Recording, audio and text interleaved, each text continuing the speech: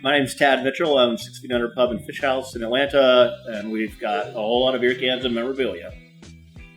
I started collecting when I was about 12 years old here in Atlanta, just sort of digging around with my friends in the woods. Moved to Texas for about 10 or 12 years and collected there. Came back to Atlanta with a collection in the attic, opened our restaurant, and moved the collection out of the attic into the restaurant, much to my wife's happiness, and it started growing from there. I pretty much collect Southeast if I can, but the restaurants demand or want or have taken in cans from all over. But try to focus on the South. Favorite beer can, Old Dutch, Aztec, Cone Top. My dad's secretary gave to me when I was 14 years old. And much to my surprise, when I found out the value of that can later, I was jubilant. There was like something. When I was a kid, a Tuxedo 51 with a Georgia stamp on it, still in my collection. And I went home and told the neighbor who was a few years older than me about this can I'd found, and he asked me where I'd found it. When I kind of went back to look for more, he had plundered the ditch. He had them all. What other ones did you dump as a kid? It would be like big brewery Schlitz, Miller High Black Life. Label, Bush. Yeah, Black Label, Bush. Yeah. I used to drive to Blue and Gray a lot. Blue and Gray convention in Virginia. I would rent a car or a station wagon here in Atlanta, drive up, try to fill in my restaurants, and come back with loads of stuff. So I got a good part of my tour for the restaurants out of the Blue and Gray. Awesome. Do you have an idea of how many cans you have in here? Or in your collection? I don't. The collection was split between 2 restaurants, and A through L was here, and M through Z was over there. And then we closed the restaurant for a minute, and I got all the collection back here in one place, alphabetized pretty well. And then we opened our second restaurant again down the street from the other one, and didn't put the cans back. So there's some pull tabs over there, a lot of memorabilia, but the cans are here at 437 Memorial Drive. Our restaurant's been open 21 years, and I guess I started going about 23 years ago. And I was coming home, and the wife was like, "What?"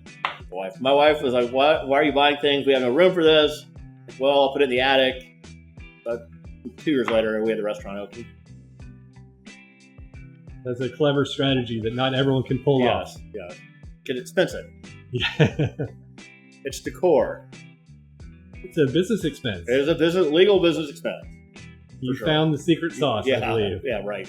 There might be one pull tab in this restaurant, and the rest are guns and flats. So the other restaurants? The other restaurant's got maybe some jacks, pull tabs, or something to go along with some beer signs. So it's more, the collection is more by brewery over there, and here is more straight up beer can collection. Okay. And obviously, you collect more than just cans. Yeah, there's a whole lot of signage, clocks, LEDs, neons, tins, mirrors. Well, there's a lot of stuff here. One Holy Grail can I'm missing is the first Mitchell's in the book. Guy's got my Mitchell Brewery, first name and last name, Harry Mitchell. That's my real first name. Missing one Mitchell. See, this is an opportunity for you. I might get it now. You put never that know. out there. Right. Like, who's got it? Who wants to sell it to me? Yeah. At the right price. Right. Fair price. Fair price. Yeah. Sometimes you'll come in the restaurant and see people walking around looking at it, and you realize they've got a problem too, and they're all into it, and it's just kind of funny when someone that really collects cans walks in, because they do start to walk around and go, "Wow, look at all this." Yes. Or I used to collect. A lot of I used to collectors, or I've got it in my attic. A lot of I got in my attics out there. But probably not this in their attic. No, every once in a while, I'll coax somebody to get their collection out of their attic, and a lot of 70s pull tabs. So do you feel like you're proselytizing for the hobby a little bit? No, I don't even know what that word means. You're like espousing the virtues, like a preacher on the corner banging the Bible. I just sort of, I don't know. I think they're pretty cool. There's an architect that did our new location he doesn't realize it, but he's slowly getting stuck in. He's asking me about some bottles and signs and looking at Atlantic Brewery, and he thinks he's a historian, likes history, and he's starting to sort of get a toe into it, but he doesn't realize it yet. What's your exit strategy here? I don't have an exit strategy for all this. Here's what it is. So here's where you speak. It's a little daunting when you think about it.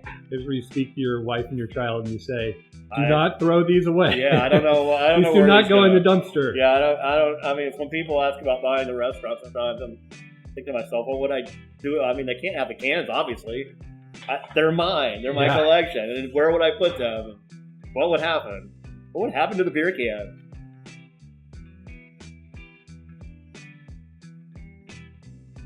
007 cans. I bought 2 cans. I went to buy a can. I ended up buying 2 by accident. I didn't really pay attention. They were delivered. I looked at the invoice, and I was like, I'm getting 2 cans. I only have 1, and I'm missing a box. And so I went to run down our stairs to the garbage where I put the box, and the trash can had been pulled out by the trash people, and they had emptied it in their dump truck, and I could see them across Grant Park on the street, like, oh, look, I couldn't run there, it was too far. So I jumped in my car, tried to chase them down, and it never caught up to them, and there is a 007 can in a landfill somewhere near you.